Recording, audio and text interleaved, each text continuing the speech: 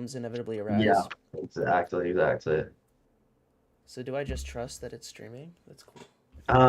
Okay, in Docs, you can go to Docs and pull up, I think, hopefully stream information, or you should be able to see at the bottom actually, like you can see drop frames on the very bottom Let bar in me the uh, bottom right. let me share It shows you this how long real you've been quick. streaming and then what your bit rate is and how many frames you've dropped. Let me just share this quick.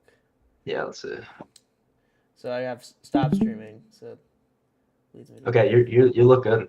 I think Okay. you're streaming. And You're then how did live I to get the your chat on there? go to Oh, Docs sorry. Hold on. in the top next to view, yeah, and then you can click chat at the Oh, bottom, I see. Oh, okay. and that'll There we yeah, go. that'll pull that up. You can change the size and everything.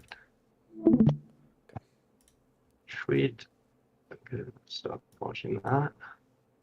Yeah, I'm afraid that at a certain point I'm just going to leak like everything that's I ever know been known it's about kind of me. important information. Yeah, we'll try to limit that if we can. Wait, Uh, is this the actual aspect ratio of my chat right I now? don't. Is it tiny? Yeah. It shouldn't be. Okay. The aspect ratio should be whatever it's kind of set to, Okay. like what you were seeing before you open that. I think you just changed the size of the window. Ah, I see. Okay.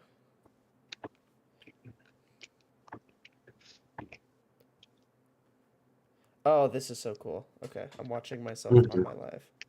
Okay. Yeah, Nice, yeah. nice, classic. Love it. Right.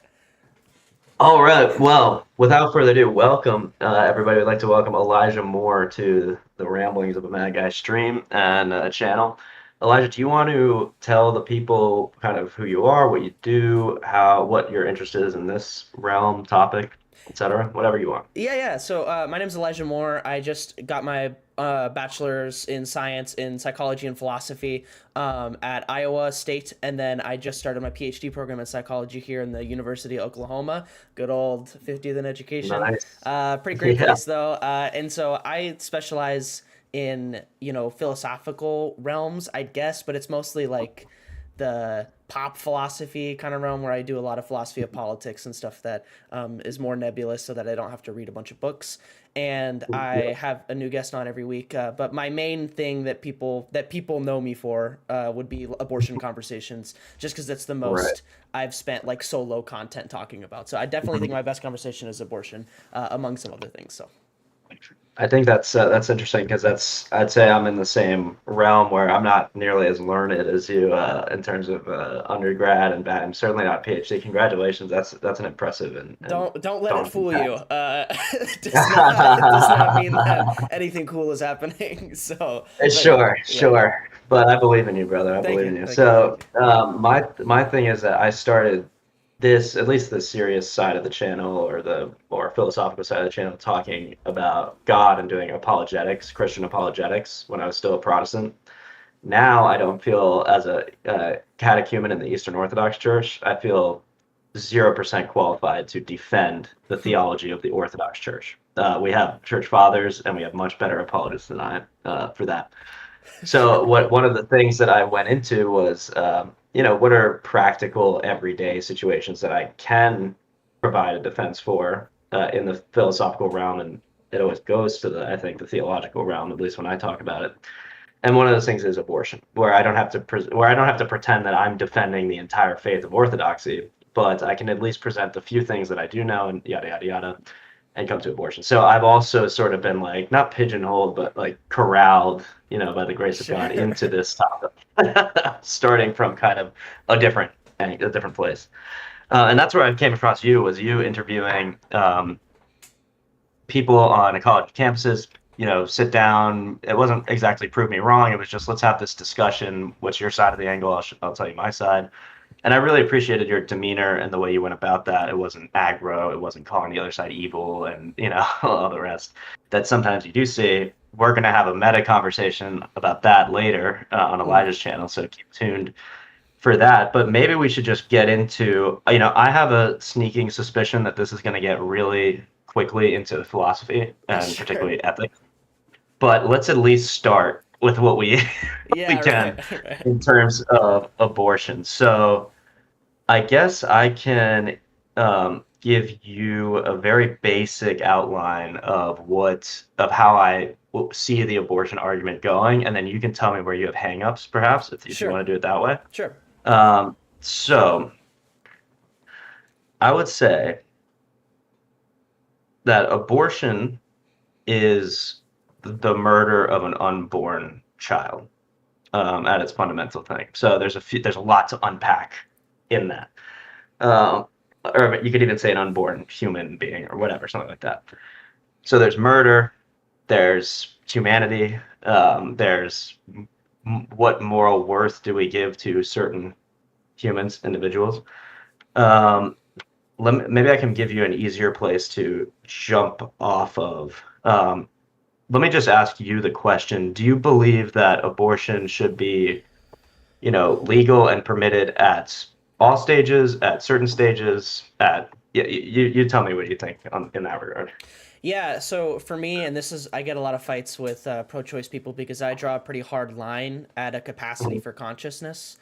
For me, I Okay. think that when we're asking, like what's wrong about an abortion or what's immoral about an abortion, it's important to Mhm. focus on the harms that are existing. So, like, who is Mhm. being harmed? What is being harmed? Are those harms being experienced? And so I would say that about 20 weeks, when the thalamocortex connects the rest of the parts of the brain together or whatever happens that, puts the brain Yeah. as one cohesive unit, that's when a consciousness is deployed. And the Mhm. reason why that's important is because that's when the fetus can start to experience harms. So after 20 Okay. weeks, I think it's completely immoral to have an elective abortion after 20 Sure. weeks. Sure. And I think we can agree on that. Yeah, yeah, Certainly, of sure. course, I Yeah. think it's The it goes earlier, well before yeah. 20 weeks, but I can certainly see where you're coming from in that. Like, yeah, once to the extent that the fetus feels the pain, experiences the pain. Hmm. Now, I'm not a scientist. I think I don't know all the facts about what do you call it, the hypothalamus The or the thalamocortex. I've called it the hypothalamus thalamus? on accident before, Yeah. but yeah. Okay, gotcha.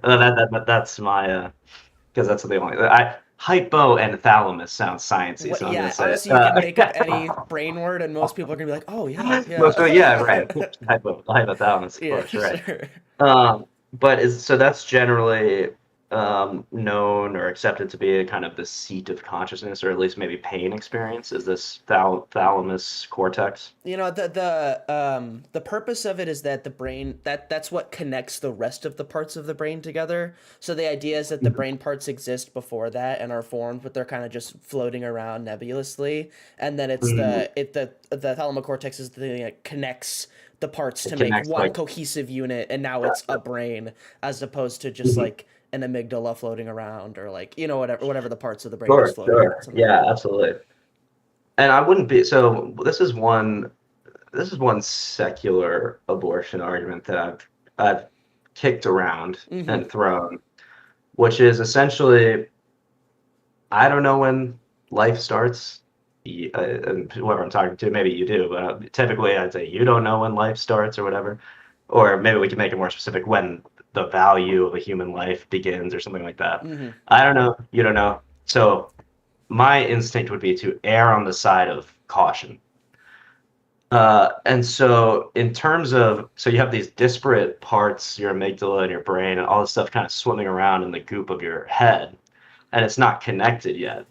Do we know that it all being connected is the very first moment the fetus can feel pain, feel experience, be traumatized or harmed?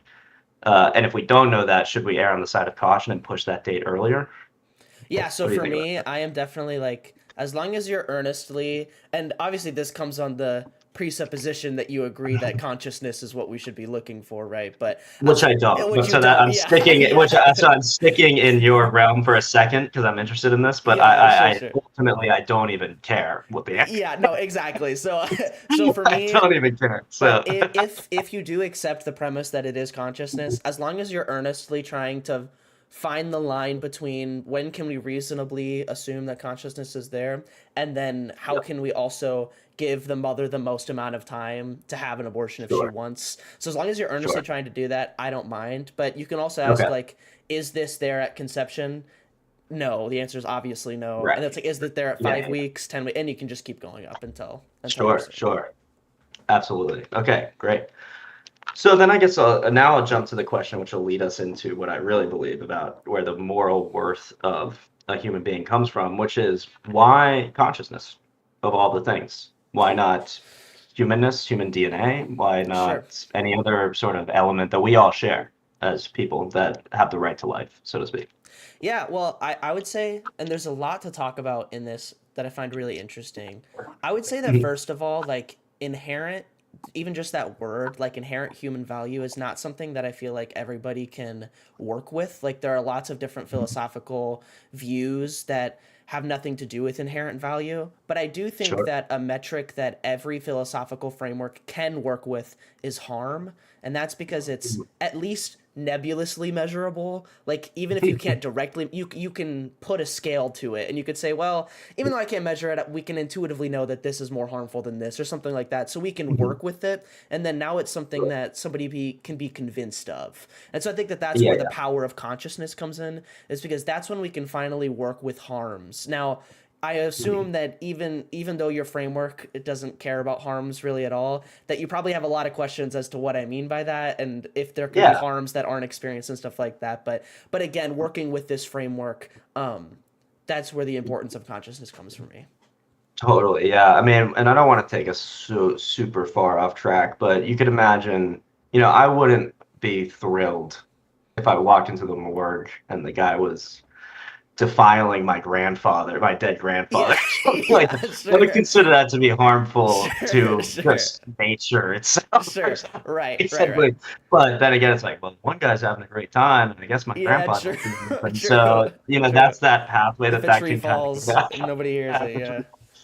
but then it's like there's something intuitively where you go, well, that is just wrong, right? Yeah, And that this is right. where the moral thing, that's just wrong. Certain things are just wrong, even if it's not this conscious harm that's happening, Hmm. but something a little bit more ephemeral.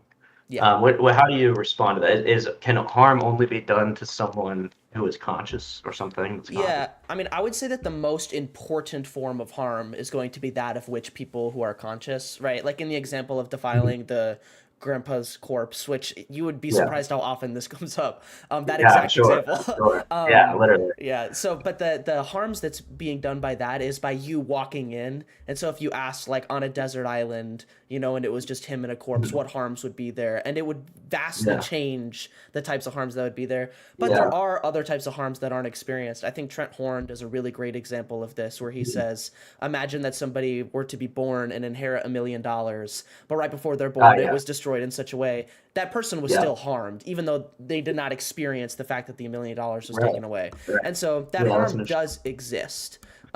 What I would say is that foundationally, though, that harm always exists as a perceiver, though. Like the Mhm. reason why that baby was harmed is because there will be a conscious experience that would have enjoyed the $1 million. So there is a conscious experience that Mhm. would enjoy the $1 million. Mhm. In the example of abortion, there was never a conscious experience. So from the perspective, it would be nothing and then nothingness. Right. So Right. stopping that Right. from happening would be like it would that harm can exist, but I don't think that it can exist for the fetus just because it's never been conscious before. Gotcha. And so now I'm picking up a presupposition, which we should get to, which is that before and after something is alive, it has no experience. Would you say that's a presupposition for your argument? Before and after something is alive. I don't know if I'd use the word alive, like, because a life begins in Okay. conception. Sure. So like it's the fetus is definitely alive, but I would say that the Okay. conscious experience that we're looking for begins at Mhm. more specific, measurable moments that we associate with Or the okay, baby. let me narrow in then. Let's just keep it to after. So in the example of the $1 million that you take away from the baby that does no experience of this, but it's still being harmed, you said it's different than an abortion because that baby will grow up and could have had $1 million and could have done whatever it wanted or whatever. Whereas when a fetus is aborted, it will not grow up to have any type of experience, much less the experience of being or one of which being the experience of being harmed. But so from my paradigm, uh, that's not true. The baby does have an everlasting soul from the moment of conception.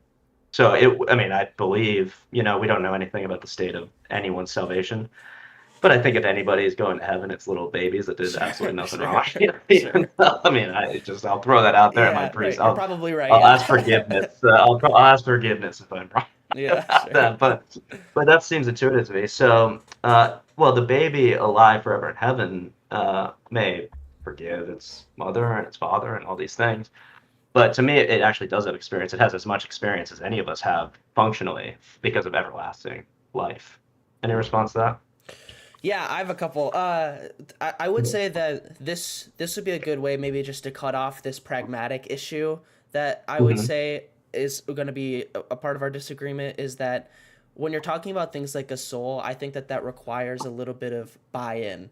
Like people who are listening Mm-hmm. have to agree with a lot of presuppositions about how you feel before they can even be Yeah. convinced of this. Whereas I feel this harm metric can be interacted with everybody. You don't have to agree with the total value that I'm giving it. You don't have to agree that it's the Yeah. most valuable thing, but it's something that you can be convinced of and engaged with. Whereas some of these other Mm-hmm. things, I think, pragmatically just take a lot more work, and I think are Yeah. kind of like the illegality principle. I don't know if pragmatically we can work in this realm, but I do have some theological Mhm. responses to this as well. But in general, I would say that this kind of illuminates the pragmatic disagreement Totally. here. And I would just say that just because there's buy-in to some concept doesn't mean that it's wrong, which Yeah, I think yeah, you agree with. Yeah. So like that there's pretty heavy buy-in to the idea of like, you know, or call it say atoms. Let's just keep it simple. Like no one's seen an atom. I mean, you kind of have to trust a lot of science.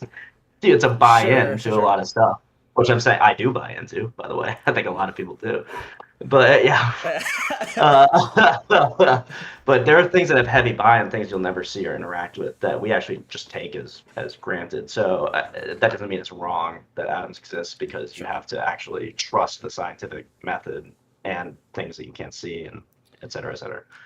Okay, let's maybe move to your. But I agree with you. I mean, I think yes, if you're trying to say, um, well, what's a way I can tackle this problem that has the most wide appeal? Yeah, um, then that's fine.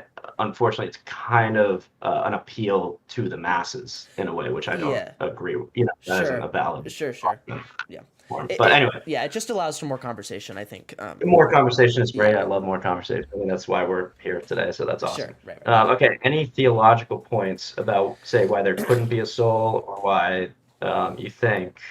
Are you? Well, let's actually ask. What kind of background do you have religiously, theologically, agnostic, seeking, atheist? Is there any, or if you don't Oh want to get man. into it, we can find a path for sure. No, I just say that this just opens like a whole other can of worms. What I would say is that, and this might sound contradictory, but morally, I really like Christianity and the Bible. I think that it describes morals incredibly accurately, and I think it does an effective way at describing those morals. Yeah. But I would say that the truth of God's existence is kind of irrelevant to the morals to me, and Okay. I don't have super particular claims. I think it's underdetermined. Like I just think that, Gotcha. you know, it's probably like if I were to put a percentage, it's probably 60% chance that God's real and everything that's described Yeah. in the Bible is real, and then probably a 40% chance that he's not. So I would say I'm Right. probably agnostic about it, but I like the moral system and I like the way that it's codified in the Bible. Okay, cool. Well, so then I think this is where we get into that because my question is my basic, it's not even it's somewhere between an assumption and a studied, you know, thing is that without some sort of objective lawgiver, there really is not morality. And I've actually watched your video about this, which I thought was Oh, interesting. sure, So I'd like sure. to get into a little bit about that because I'm not sure I totally understood every point. So maybe we can actually get into it and understand this. Because, well, actually, first let's go. Why is this relevant to abortion at all? Well, to me, it's like abortion is a fundamentally moral question. And so if we can't agree that morals like exist, then well, we can't. We're certainly not going to agree or find anything out about abortion. I Mm. think you mentioned in our pre-interview that like, oh, you think abortion isn't a moral question even. So if you have some point you want to make on that, go for it. Yeah, Otherwise, no, we I can go think either way. yeah, I think abortion is definitely a moral question. I think what you might be alluding to is that I was saying that like your moral system doesn't necessarily matter for the conversation just because I I see, think because of that the harm. harms, yeah, just because I think Yeah, that yeah, yeah. harms is such a Gotcha. ubiquitous concept Gotcha. that Now I everybody can understand. interact with it. Yeah. Yeah, okay, I Yeah, totally for get sure. that. Okay, so let's go. So, um, I'll make a strong claim that if there is not a God, which we can unpack, Sure. but let's say an objective, universal sort of instantiator of morality, then our morality, what we're perceiving, this is good, this is bad, is just nothing. It's meaningless. It's preference. And you had an interesting point about preference. You could have a really, really strong preference for something. I don't know if you want to go there or you can Uh-huh. go anywhere with that, Sure. really. Do you agree that you need an objective instantiator of morality for it to have any bearing on what we should and should not do in our lives? I don't know if I necessarily understand the claim. Like I've been grappling with this a lot and I just don't understand like in that video it's basically just consequentialism with like a few extra caveats, Mhm. right? But like Yeah, with yeah. the system that I'm setting up, I don't understand what is missing or what extra value is granted with the presence of a god. So I don't understand why Mhm. there needs to be a rule giver because to me the consequences of your actions are objective. They're stance independent. It does not matter what you think. The consequences of murdering somebody are out of your hands. It does not matter. There are consequences to this. And then I think Mhm. that our genetic wiring, our predisposition to harms and benefits requires us that those consequences are either negative or positive. And you can make a system based on that. And I don't think God needs to be involved with this unless he's the origin of that system. So if God, Well, yeah, that's something like all that. I'm saying. I'm not saying God, I'm not saying it necessarily matters whether you believe in God or like whether, he's um, present to you or like visible to any individual Mm-hmm. for their morality to have these effects, like to murder equals bad and not to murder equals good or something. Sure. But in order for moral ethics to have any ontology, like to have any being, it has to originate from somewhere. And so the question is if it originates, the problem is if it originates from people, which it kind of sounds like you're saying, like we just make these decisions, whether because of evolution or because of ways societies form and get along and get together, or simply what we decide in the moment, then that doesn't provide a foundation for ethics, in my view. That Oh, I see. provides that's really what the claim is, more Yeah, specifically, I that would. you Yeah. need to believe in God to be moral. No, of course, I know plenty of atheists are better than the Christians say. True, you know, true. so I would say just like a clarifying thing is that I don't think morals come from people unless come Mhm. from we can talk about what come from means, but I would say Sure, that yeah. it's like natural law. I would say that it comes Hmm. from the universe and those rules Okay, exist whether God exists or not. So the gotcha. consequences of an action exist. Like it could be that God created the universe and then God died and then he's no longer Hmm. here and the rules would still be the same. And so Gotcha. I feel like you should act in a specific way, whether God's Hmm. real or not. And so I would say that that comes Hmm. from natural law, and that would come from like the existence of universal consequences. So why should how I mean this is the classic ought from an is, but if Mm-hmm. it's just the universe, why and it's the natural law, I mean why should you act one way over another? It's matter and Sure. motion and things like that, and it's like yeah, I guess I'm just not saying it. So if so natural law is an interesting, obviously theological term that's rooted in Augustine, a Mm-hmm. deeply Christian, even though he is a saint in the Orthodox Church, but sometimes he like the church is not afraid to say he gets things wrong. Yeah. Right. but Right. Right. but Well. he's mostly perceived as a Catholic saint. But anyway, so natural law, like where are you finding this natural law? Because I look at nature just simply. I know I'm simplifying these Mm-hmm. actual philosophical terms to something, but I am I too. look at So yeah. nature. Okay, good, good. We can Yeah. both do that Yeah. then, and not base judgment from each other. Um, I look at the wasp that implants its, babies into the head of a squirrel to take it over and make, Mm-hmm. that's how it reproduces.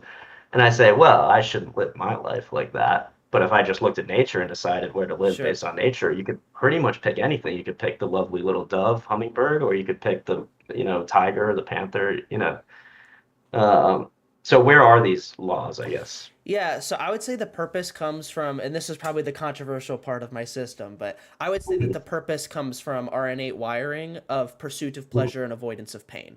I don't think there is Okay. a way around this. I don't think that Mhm. I don't think that we can do things that are against this, but I don't think that we can undercut the natural wiring of these things, especially some of these like logical truths. Like I broke out the three types of consequences, and you have Yeah, like those right. those global ones where it's like if we allowed murder and everybody murdered, that would be the antithesis of a moral system. Like that would be those Yeah, two could not exist. It'd be a contradiction. sure. We like Yeah, yeah, yeah. literally can't have that. So there are a lot of Yeah. rules that kind of have that kind of backing, and then you have social Mhm. things, which was that would be the rules that are created by people that are kind of just more Yeah, efficiency things, and then you have sure. individual things, which I think are the most powerful in that like Yeah. if I kill somebody, I've somewhat taken the easier route and Yeah. cheated it, and Yeah. that's unavoidable. Like you can't avoid that. Sure. And so I think that Yeah. the ought comes from the ought to avoid our body's reactions to these things or our brain's reactions to these things that I would say are unavoidable. Sure, I like that. I mean, that's better than the power stance. Like, Yeah, so this is sure. this to me like the if it's purely like whatever you can do and get away with, you can do, which some Mhm. people do hold, not many, but some people do hold that. Right. That's where you get into, well, I just could kill him. If I can get away with it, I just Yeah, would, exactly. or Exactly. whatever. So, I appreciate that it's not that, but it does still to me sound like the hedonism stance. So is there something more noble? Is it so in your view, then it wouldn't really be good or noble to sacrifice well, but tell me I'm wrong because I feel like Sure. you have an answer to this, but to say sacrifice yourself. There was I think it was a Catholic priest in Auschwitz, and they were said, okay, we need 30 of you guys. We're just going to execute 30 of you guys, and it was going to be a young mother as one of the people being executed. And this priest, he's not involved with the mother. It's not his kids. He doesn't really know these people. They're actually Jewish, and you might imagine there's some tension between that Catholic and Jewish.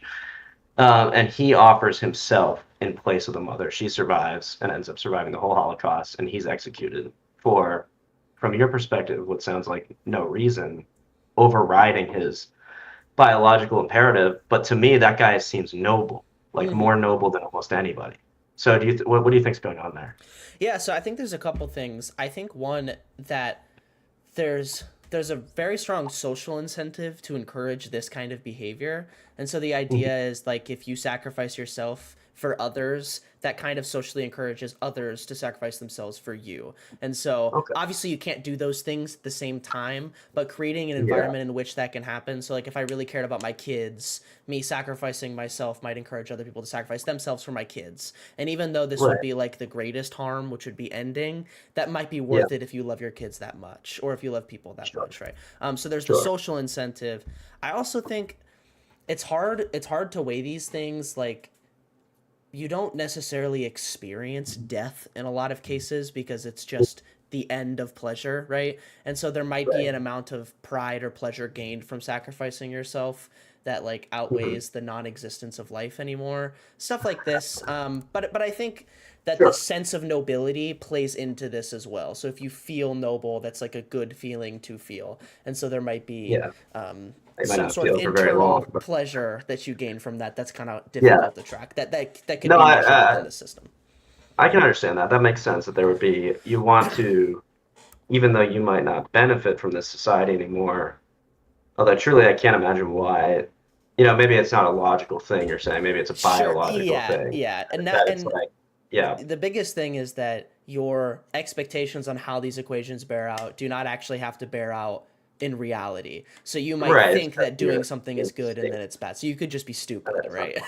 Right, yeah, you But could just yeah, be yeah. wrong. Yeah, yeah, yeah. Mm. So then there's still a confusion here about to me about so okay, so there's these um biosocial. Oh, I'm sorry, I have to. So I someone knocked on the door. I'll be Okay, right no back. problem, no problem. Ah, Maybe I'll hop on and see if he's got his chat going. See if I can respond to some chat questions. I'm just in a meeting, so we can do the other call about. Thank you very much. Appreciate it. Hi, you start. Thank you. Ramblings of a mad guy. Let's get this guy's thing going here. All right, sorry about that. No, you're good.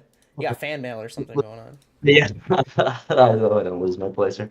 But okay, so All right, so the fundamental motivating factor is this pleasure pain thing, which maybe you hesitate to call hedonism, although I think technically that's what it is. Sure, sure. Uh, um, so then what that leads to, what that could potentially lead to, in order to explain these sort of martyrdoms or this sort of sacrificing of all your pleasure and submitting yourself to all the pain for the sake of another whom you're not even necessarily connected to particularly, that still comes out of the fundamental biological pleasure pain dichotomy, pleasure pain dynamic. Hmm.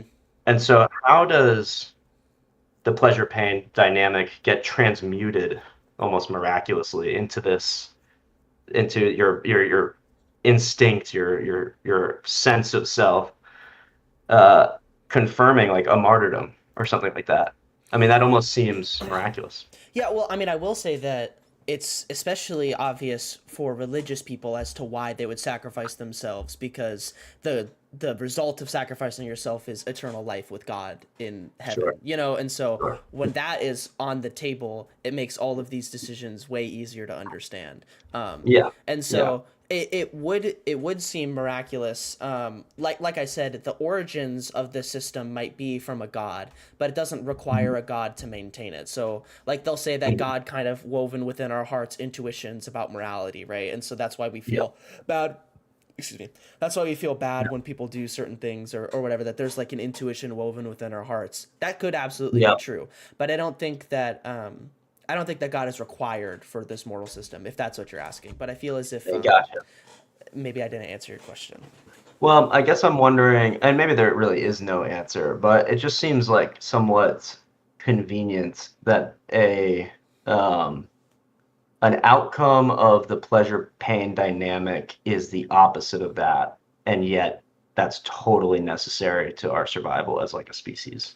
Sure. You Yeah. see what I mean? Well. Like, do you see how it gets transmuted? Like it turns into the pleasure pain thing turns into the exact opposite, where you submit yourself to a high amount of pain for someone else's pleasures, like some pleasure Hmm. you'll never experience under that sort of under that paradigm of like there is Yeah. no God. That's what I'm saying. That I'm kind of doing it more internally, like okay, there is no God, but atheists do this as well, throw themselves in front of a bus for their little kid or whatever. Like I don't think you need. I agree with you. I don't think you need God to have this instinct and to perform these Yeah. kinds of martyrdoms.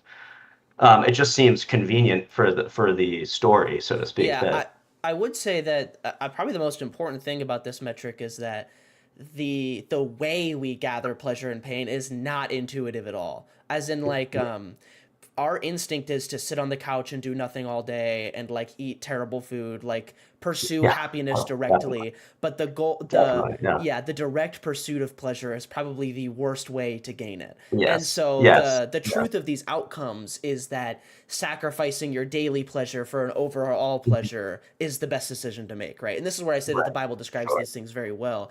And really so well, the actual answers to the way that these things pan out is yeah, not one. It might not even be accessible in a lot of cases. Like we might just yeah, like we literally might not know like if certain things are yeah, good or yeah, bad things, sure, especially sure, with answers questions about God's existence, heaven, and stuff like that. We might not even know, so sure, it might not even be yeah, accessible. So the utility of this system might not even yeah, exist, right? But yeah, yeah, but all of that to say that I don't think that like people can make mistakes, and in fact they most often do, and I don't think that we have an accurate way of assessing these things on an mhm, intuition level. The yeah, only intuition is that pleasure good, pain bad. That's like the only sure, intuition that we have, and then the calculus involved to figure out what actions cause pleasure and right. pain is a whole separate thing, I think. Totally, totally. No, and I completely agree with you too. And so my I guess my question would be if we have an explanation for sacrifice in something like the Bible, or in the Bible, I'd say there's not really many other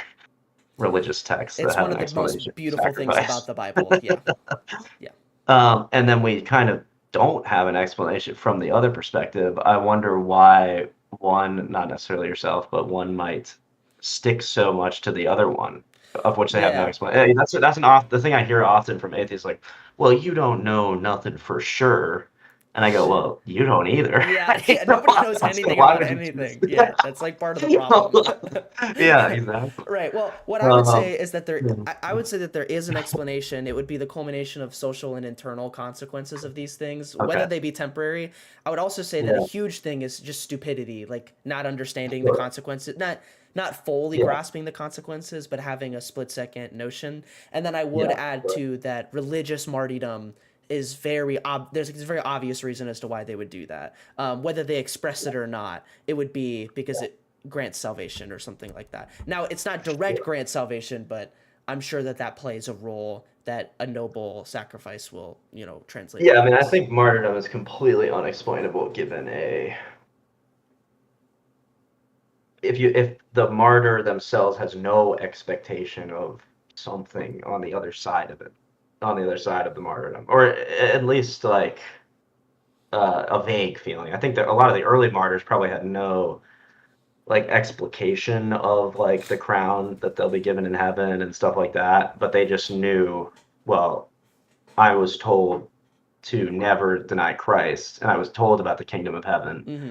And so, yeah, I think even maybe actually even the early martyrs had a view of like it would be better to die in this world, shamefully and painfully, and to live in heaven forever. And they probably thought they were risking damnation by denying Christ, which perhaps they were. So that makes sense. I think that makes sense. Yeah, I'm How did not. we get there? Yeah, I'm not. I don't know if I would agree with that. I would say that like if you really wanted Yeah. to push the martyrdom question to its limits, Mm. you could say it fits into our system because they're just making a bad decision, is what you would say. Uh, And that like right, they're just maybe, wrong. yeah, They're maybe just the wrong. morality Yeah. of it is whatever, but the way Yeah. that the equations bear out is different than Right. how they expected, right, or something like that. And Well, so, it's interesting because you're right. I think you would say that they did make a bad decision, and yeah, yet Rome was or converted to Christianity by yeah, the force of many martyrs who all individually made the wrong decision. See, it's funny in your system, the wrong thing ends up producing its exact opposite all the time. Does that make yeah, sense? that happens all the time. What I would say is that you have a moral imperative to kind of work things into a better situation as well, right? Because imagine that Yeah, the martyrs yeah, like they did that and your reaction to it was like, "Oh, those guys suck." You know yeah, what I mean? It's yeah, like you might as well make yeah, a good yeah, yeah, yeah. situation out of it, right? So, True, true, it's in true. fact, you Yeah, probably have a so moral imperative to do that if they literally killed definitely, themselves for it. definitely, That would suck if you 100%. killed yourself and then Yeah. everyone was like, "Look at this loser." Like that Look would at be this guy, terrible. which Yeah. certainly a lot of people did, but Oh, sure, not sure, the sure. church itself. But Yeah, not the right, church right. itself. Yeah. So interesting. Yeah. Good point. Okay. Let me let me get us on Yeah. topic a little bit. So abortion. You believe that it should be curtailed after 20 weeks due to consciousness. Hmm. I believe that consciousness is irrelevant due to the imago Dei. Man is created in the image of God. God knits us together in our mother's womb, which is somewhere in the Old Testament. I don't have the quote on me. Yeah, sure. And most importantly, and I'm not sure if you heard this one, tell me if you like this.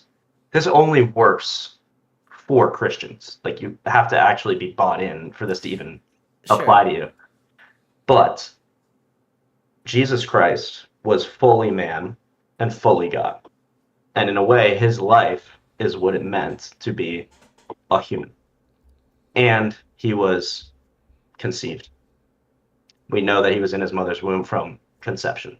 Mhm. So, what it means to be a human is to be conceived, grow Sure. up, and die. So, from a Christian perspective, I think I see a lot of Christians, especially Catholic, well, not especially Catholics, but a lot of Catholics that are, oh, I'm a Christian, but I'm pro abortion. I don't know where they're getting this from. Do you Yeah. understand that? Yeah. Do you get that? I, Let me throw some stuff at you, and I'm actually curious what your Yeah, thoughts on this are please, because please. Yeah, yeah, because I would just say fundamentally that doing a Christian run of the pro-life argument runs into some yeah, pragmatic issues just because of the way that our society is set up. Even if you sure, could ascertain the truth from it, you'd run into some pragmatic issues. But setting all sure. that aside, I will say that the knitting, those two phrases I hear a lot, that I knit you together in your mother's womb and then I formed you in the image of God. So Yeah. we'll start with the image of God one. Technically, Mhm. God formed everything in the image of God. But what he's meaning to say is that humans share some quality that is similar to Mhm. God, or something that Mhm. humans share that no other thing shares. That's what I think is supposed to be meant by that passage. What I would Sure. say, and this is oddly convenient for my argument, is I would Yeah. say that consciousness is that Is factor. the It's that thing. X Yeah, yeah, yeah, factor. yeah. And so you can put Sure, it at sure. humans. You could say like I made humans in the image of God, and then Yeah. give that benefit to the Mhm. fetus. But I think that the quality that God is speaking of is this conscious. That's the only thing that separates Okay. humans from all of others God's creations that he made in the image of himself. I get that, and that's a position that I would have held when I was a Christian who was pro-choice Mhm. in my earlier days of Christianity. That's exactly what I would have said, and in a lot of other ways, when I was also like a mystic. I'm a Sure. mystic, man. Sure. Yeah. They're like, we're creating the image of God, man. But I think you're exactly. I'll tell you where I think you're exactly right, which is that one of the qualities that God has that He blessed us to bestow us with is the conscious experience, a logos, the ability to think, choose. Free will is important anyway, but the logos, whatever, everything that the Greeks meant by that, Mhm. God gave to us, and obviously, Christ is logos, the Word of God made man. But when we say the image of God, uh, it doesn't seem clear to me that we should limit what that means to one of the many elements that God gave us. For instance, so you could say, oh, well, God made us in his image, which means we all have hands. Well, some people don't actually have hands, actually. Sure. And so God made us in his image. Therefore, we all, are ambulant, bipedal, like sort of Yeah. mammalian thing, a beard and a stuff. And it's like, I think all of this is true. Like, normatively, we do have all these things, including consciousness. And it's almost a mystery what the image of God means until God himself becomes a man and shows us what the image of God means. So it would be not just the consciousness, not just the hands, not just the facial hair and the hair or whatever. It would be all those things together that we see Jesus had throughout his whole life, including, from my perspective, being Mhm. conceived in a womb.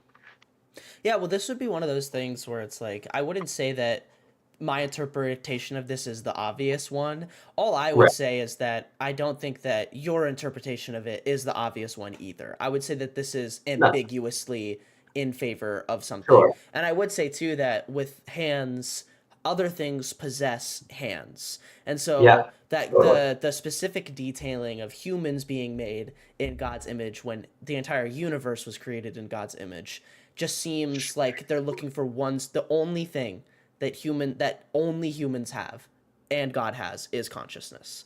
And But so also, you could say the only thing that humans have and God has is hands and consciousness. Do you see what I mean? I'm saying you can add them all together. well I'm saying, yes, monkeys would have monkeys hands, don't right? have it. Yeah, monkeys have hands, but they don't. I think we could argue, like, oh, they have this kind of consciousness or that kind of consciousness. Oh, But sure, we sure. know they don't have the human consciousness. Like, Yeah. we know they aren't like us. So I agree with you in that respect. That we Yeah. are separate from the other animals and to the maybe simplistically the capacity, but maybe even the style. Like, really have no idea what it's like to be a monkey or an elephant or any That's of these true. kind of smart animals. We just have zero information, really. Uh-huh. We know maybe they can do a little math. Okay, great. Yeah. Cool. Sure, Like, sure. Sure, sure. sweet. I Yeah. mean, crows can do math too. Yeah. And I was I like gonna, yeah. I like Yeah. crows. So, So I'm thinking. I mean, now I don't want to claim that I'm representing the church in any type of mhm. way, but typically what the church fathers do is read everything in the Bible typologically in the light of what's revealed by Jesus. And so that's what I'm trying to do here. I don't Mhm. have a thought to like quote right now and say like, oh, this is what they thought. But that's what the church does. So you talked about interpretation. Interpretation is really, really, really important. Mhm. You can read the Bible and get any position out of it because it's large and it's complex and it's nuanced and you can come to any worldview via your own interpretation essentially. You could be an atheist. I mean, like, literally, you could read the Bible and be like, oh yeah, this is all meant to be a big fairy tale that we kind of learn lessons from and stuff Mhm. like that. So what the church provides is a historical and traditional um, lens of interpretation. And so you kind of either buy into that lens of interpretation or you don't. Uh, and I'll just say that I've bought into the Sure, sure. interpretation for several reasons. But anyway, okay, so back to that. So Imago Dei, you say, well, if that just means the conscious quality that separates humans from other animals, then the 20-week date is good, even for a Christian. Like they could read it that way Hmm. and interpret it this way. Okay, that's interesting to me. Yeah, and Unfortunately, Catholics don't have that out, who are the ones that mostly yeah, say that because I they was have the just gonna tradition as say I feel well. so bad for the Catholics because it's just enshrined in the law that you have to be this Yeah, way. There's like no yeah, conversation to be had. So yeah. anytime a Catholic comes up, I'm like, GG, like you know what I mean? Like GG. yeah, you Yeah, already yeah. won. Like I just can't. There's not much I can I do. just there's not much you can really Yeah. say. What I will say, another very convenient interpretation of the Bible is the I knit you Yeah. together in your mother's womb. You can ask the question of like when were you knit together in your mother's womb? When Yeah, Yeah, and that's so why I it have could to be 20 combine weeks that as with well. Christ. Yeah, I mean, that's why I combine it with Christ. yeah. And I guess if you really want to nitpick, you could say, well, we don't know when he was implanted in Mary's womb. That's But I think yeah. there's an implication, Dude, you at just least found the a new tradition weasel definitely. strategy for Yeah, me exactly. I'm to feeding you a little weasel strategy.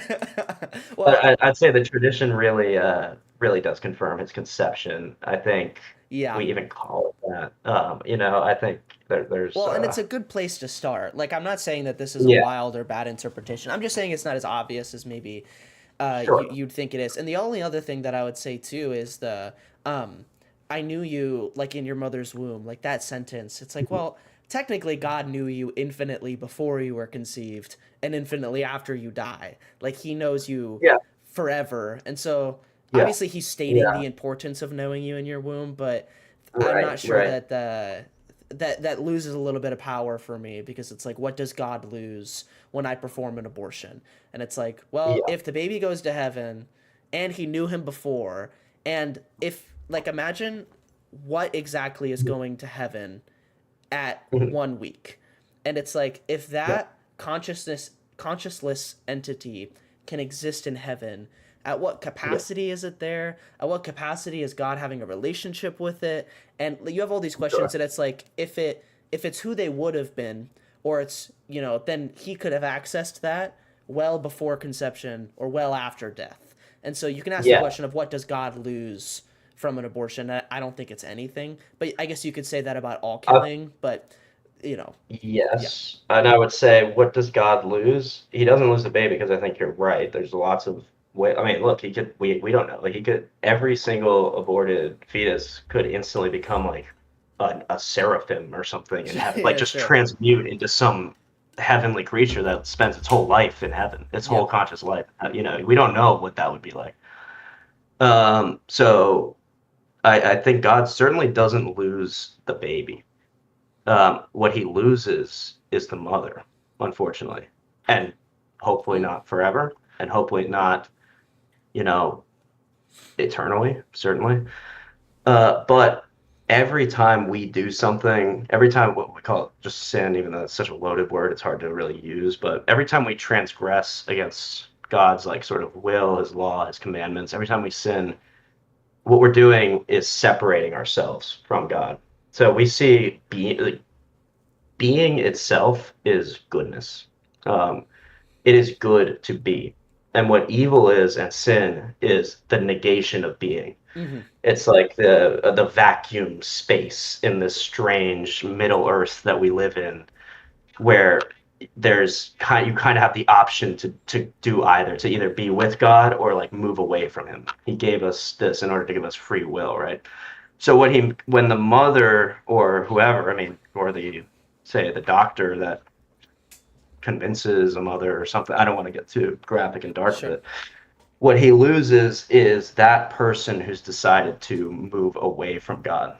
Because it would be good, I think, in almost every case. In every case, it would be good to have the child because that would be an instance of existence of being, which is good.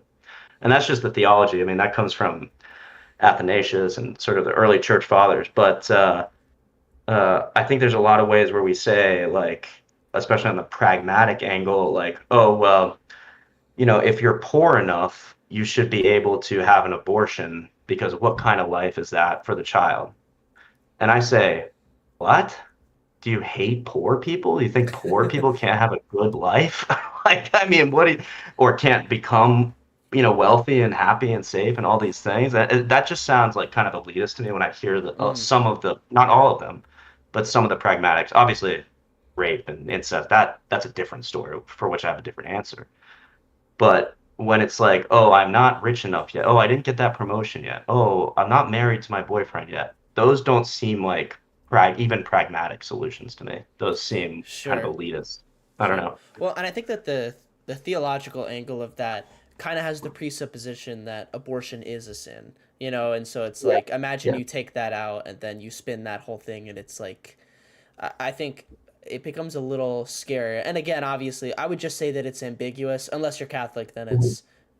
That's pretty it's cool. just what it has to Well, in the be. church, in my church, it's clear too. I mean, we're told like it's a sin, like No, sure, sure, 100%. sure. Yeah. But So like, yeah, I would rely on the scripture to tell me this, or maybe like God to yeah, tell me this, or something like yeah, that. yeah, yeah, yeah, yeah, yeah. In our relationship, like my relationship with God, or something like that. Sure, sure, Um, sure, and I sure. don't think Yeah, it's yeah, a yeah. good thing either. I do think that a lot of, Mhm. um, sorry, when I use that word, hopefully, when I use that word, I know it what you. seems it I doesn't think I work know. within my system. But I think Yeah, getting an abortion is kind of like smoking a cigarette. It's like, should it be yeah, yeah. illegal? It's like, is it immoral? It's like, Yeah, probably yeah, not, but it's not the best thing for you. Like if you're getting an abortion, you already have like all of these yeah, terrible events that had to have led up for you to even mhm, want one. So like the yeah, supposition of the abortion is bad, but also like you mhm, should be strong enough to have the kid. And if you aren't, says something about you, right? And so, yeah, yeah, I'm yeah. not saying it's a good thing. I'm not advocating for abortion, but I'm Right, just saying it's something somebody right, should be right. allowed to do because of the inexistence of harms, is what I would say. Yeah, no, and I appreciate what you're doing because you are putting a limiter on it. Like I think you would say that abortion is definitely a bad thing in the third trimester Yeah, or something certainly, like. certainly. Right, like there's a point where it's a bad thing, and even that as a middle ground between me and someone that's like, I think you should kill them up right the second up until they're born or Yeah. whatever. That's better because there's a portion of the society that actually seems supports these kind of late term abortions. I don't know how often they actually happen, but Yeah.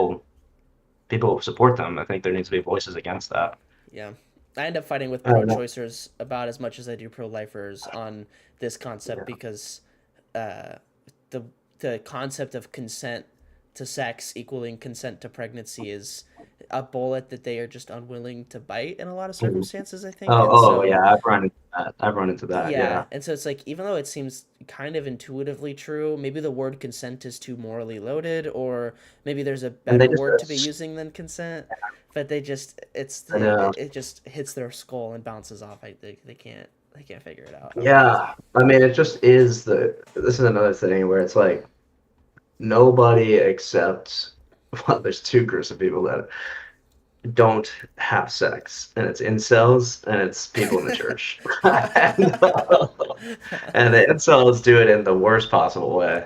And the people in the church sometimes do it for good reasons, sometimes don't, and sometimes they just don't do it at all, like they do have sex and stuff. Yeah. But if you're taking it really seriously, I mean, you're thinking about all the consequences of having sex. So for one thing, if you're just having it randomly, willy-nilly, whatever, you're becoming one flesh, to keep it biblical, with someone you don't know or Hmm. whatever, like someone you have no information about, no intention of continuing to be one flesh with them, and then like they move to China and you're over here and you got this part of you that's over in China Sure. and you're Yeah. like, what the? And you start Yeah. going crazy. So Yeah. I've witnessed this in my own life. It's like if you have casual loose sex with people you don't know, you start to fracture your own identity into these different Hmm. people. I think that's a thing. But anyway, of course, the main consequence is no matter what kind of birth control you're using, no matter what you're doing, there's a chance. There just is a chance, and Yeah. so I think you should be able to take that consequence on if you're doing Well, it. and the question that I'm always asking myself is how can I argue with the most people and still hate women. And so that's where the consent thing comes up. It's like, how can Yeah, I, yeah, exactly. yeah, how can I, how can I have the best of both worlds? I can argue with Yeah, religious yeah. people and still hate women. Like, it's so And awesome, somehow right? hate women. Yeah, it's like, how Yeah. great is this? What a So life. What a yeah, life we yeah. carved So out I for think I ourselves. think it's an important thing. I guess, like, do you have a secular lens at which you can view the abortion issue? Like, it seems as Yeah, if I mean, a lot of it kind of relies on a biblical I lens think of if there, morality. yeah, I think if there were no God, then not only would abortion be totally fine, anything would. I think anything, I believe in this kind of Dostoevsky quote, which I'm paraphrasing of like, if God didn't exist, then all things would be permissible, because I just don't see who's the arbiter of these things that aren't permissible, as so long as you can get away with it, if there's no divine judge, who's perfectly just, and so yeah, I mean, certainly I can see the secular lens. I experienced that, and that was my view for a long time. And you're right. That's why it's kind of annoying to have these conversations with me because it Yeah, sure, goes to sure. a place that the person doesn't want it to go to. I wasn't super Well, annoyed, but I could see no, it. I know you're not. I can tell you're not because when someone likes philosophy and just kind of discussion and just kind of this second order thinking in general, usually they're fine with going to this place. Hmm. um, the TikTok group, they just want to say like, We'll save that. We'll save that for my let's say show that because for the I meta yeah, conversation because on your show. yeah, Absolutely. because I have a lot of thoughts on that. What I will say too with this, yeah, damn, with the Yeah, general, I'm thinking about maybe going live today, but then I envision it and it makes me want to pass yeah, out. But it's exactly. but with the thing, I would say that, with the morality without God, who would hold you accountable? I think that Yeah, you could do nothing but hold yourself accountable, or the universe would hold you unless you accountable in didn't ways want that are to. unconsensual to you, or something like that. It's possible that the universe would, if by that you mean society. If by that you mean like you'll get struck by lightning, then that No, not almost that, is a not that. god. But Yeah, yeah, yeah. That's like a pagan god yeah, situation. That's like a sure, deep sure. situation. But if you mean like society plus like maybe some kind of Like latent internal like anxiety consequences. Yeah, about going against the herd or something like that, I yeah. can see what you mean by that. But if you simply don't feel that anxiety, which I think we know many people throughout history did not, and you were able to get away with it, I just don't see that you would even be doing anything wrong. Well, yeah, that's really interesting. That's a very interesting perspective because I do think that with the internal consequences, I think that to me that's the most like salient way to kind of Hmm. penetrate any kind of moral system is that like Yeah. you by taking the like easy way out and not doing like the moral thing, you are Hmm. losing experience that is supposed to have made you stronger. And so what you could look Hmm. at is like two worlds, one in which you did the Yeah, yeah. action and one in which you didn't. The one where you didn't do that action, you would be a better person. And like you Yeah, would be more fulfilled yeah. whether you experience that or not. So you have a lot of these like Right. hedonistic people who are just like doing drugs all the time. They're like having sex with a Hmm. bunch of people and they're doing all these Hmm. terrible things. And from the onlooker's perspective, it might look like they're very happy. And from their Yeah, yeah. perspective, they are happy.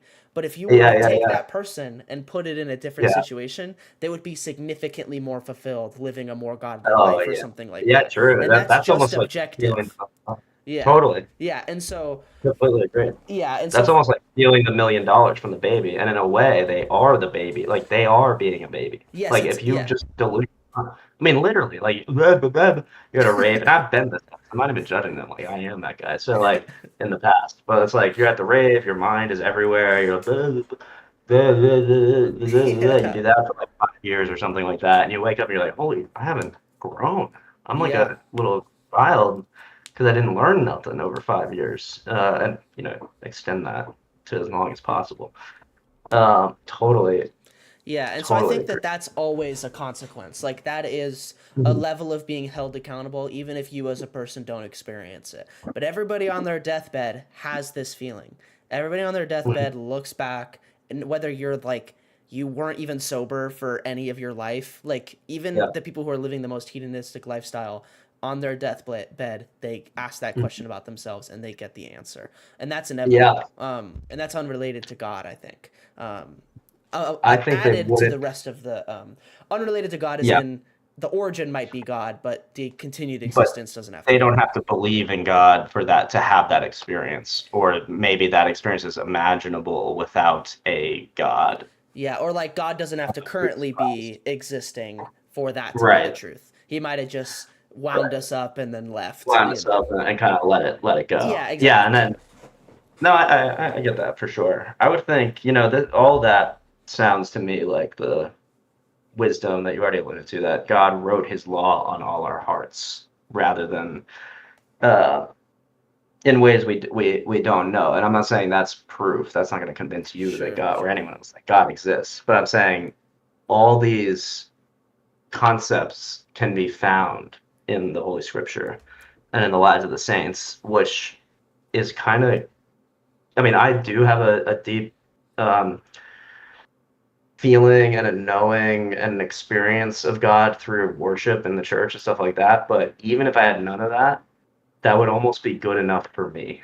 Hmm. Like you could Yeah. find all these good concepts and ideas that order a life towards. It's like the Pascal's wager, like taken to a Yeah. thing. It's like if it works in a way. Exactly. And that's why That's I almost glaze. Yeah. like yeah, That's why I glaze the Bible. I think it's a wonderful like a description of yeah, morals and stuff. But what I would yeah, say, and this is the last point, like definitive yeah. And point then I'll we try to should, make about this. yeah, But yeah, all of what you had just said was good evidence for God's existence, but doesn't mhm, actually defend why God is required for morality. Like you could say that like the all of this is evidence for the initial existence of morality, but none of this is evidence for the continued existence of morality. And if the world just spawned in whatever way the mhm, Big Bang Theory describes it as, right?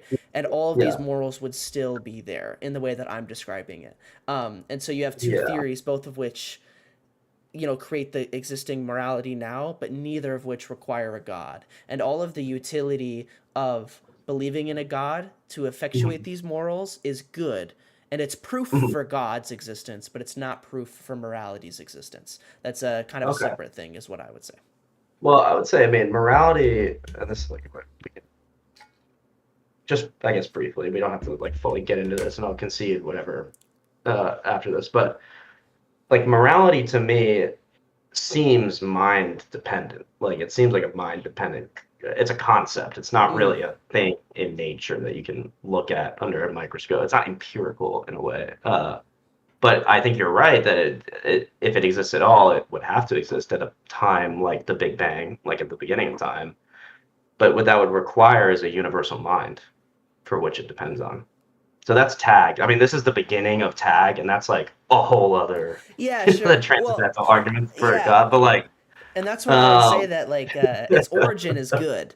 Like yeah, the yeah, yeah, origin of it being God, I would be like, yeah, sure, of course, yeah. But sure, fine, what I would yeah, say is that it exists just like 2 plus 2 as a logical, yeah. like it Well, I would exists agree in with that. logic. Yeah, yeah, Morality yeah, does, but that doesn't require God's existence right now, and it doesn't require you to believe in God. But it might have required God to have existed at the Big Bang, or maybe the Big Bang made it, or something like that. But that's yeah. kind of But what as I'm long trying as to the say. Big Bang was a universal mind in this like paradigm, because like logic, math, all these things, these are things that all are all conceptual, like mind Mm. dependent. So if they pre-existed any minds like on Earth or aliens or anything, like the seconds after the Big Bang or something, there had to be a mind for which they depended on. Does that make sense? Um, uh, I don't. I think because this is like the I concept. know this is where it Actually, yeah, gets this is to. This very is yeah. What metaphysical, is a concept? right? Because This is where gravity it gets existed before minds could perceive it, right? And so it's like, you know what I mean? It's like hard. Yeah, I get what you're saying totally. though. I get what Totally. you're saying though. But It's a totally different yeah, conversation. And yeah. we don't have to do that. I just throw that out there. Have you ever come across, just as a final casual, have you ever come across Jay Dyer in your philosophical I sort know of? the name, but what you'll find is that I haven't read a goddamn thing on anything. Like I got No, my that's degree in fine. it, and I I don't somehow think. passed without reading anything. So, Well, um, good, because Jay Dyer, he reads everything, but he's not really like accredited. I mean, he has one peer-reviewed paper from when hmm he was like, but he never got his PhD or whatever. But he does a great job of explaining Hag, that argument that I was just making. yeah, to all sorts of different types of people. And so you can kind of identify with anyone who's debating against and then see how you hold up or how I what you would see. disagree with on his end or whatever on the other guy's end. And it's a really difficult thing. It's a paradigm level argument. So it's circular, but it has to be circular. It acknowledges that all of our arguments all of our paradigms start from Uh, circularity. Which yes. ones actually incorporate the most elements of reality that we all experience and acknowledge to be true, given that they all start from this kind of unknown circularity. Anyway, it's something for if you're interested in some private research or whatever Mm-hmm. for later. Mighty Sarlacc, what's up? Great to see you, man. You're coming in right at the end of our thing here. This is in my chat. He goes, okay, so if morality depends on a universal mind, then that would be subjective, right? And well, no, that would be a category error because what does it mean for a subjective, objective mind experience? So there's one Yeah. objective mind. He has a subjective experience, but he's the objective mind. So, okay, fine, it's subjective, but his subjective experience is objective reality. Does that make Yeah, sense? that's kind of like what would the word morality mean if Yeah, people weren't here? Like yeah, it yeah, lose it, that's what a concept is. You know what I mean? We're yeah, trying to think about a yeah. principle or a concept, On right? And so principle, yeah, you could say that it's subjective just because it has to stem from a experience, but it's like you're losing the value of the word subjective when you say that yeah. because that's the It's so only way subjective. that this exists is within a Yeah, mind. So I mean, I exactly. can't Yeah, touch it, you know. So yeah, right, right, right, right. Yeah. So thank you, Mighty Sarlacc, and thank you for watching. But more importantly, thank you to Elijah Moore, please. Round of applause in the chat for joining us and having a beautiful and enlightening discussion, both about philosophy, morality, abortion. I recommend anybody. I'm gonna post because sometimes my internet's bad. Like I was taking a recording of this whole thing, hmm. so I'm gonna post the raw recording. Maybe cut out the very start where we're like figuring stuff out Yeah, sure. onto YouTube. I'll do that today so people can go back and watch that. You guys can like, comment, subscribe. That'd be great. Please go to Spotlight with Elijah Moore. That's his channel. I'm gonna be on it on Friday. We're gonna have a Hmm. different discussion, which will be equally interesting. And he does a lot of stuff with philosophy, some abortion stuff, some morality stuff, and has very interesting looking guests and things like that. Anything you'd like to leave us off with here, Elijah? No, thank you so much for coming on and like talking with me because like I said, I think having conversations like this where people are willing to just get into the weeds and talk about these things is difficult. Where I feel Yeah. safe expressing the things that I feel. Yeah, yeah, A right, very right, very powerful thing to right. be able to Yeah. replicate. So thank you for the platform to do that. My pleasure, man. My pleasure. Thank you. Appreciate you. Talk to you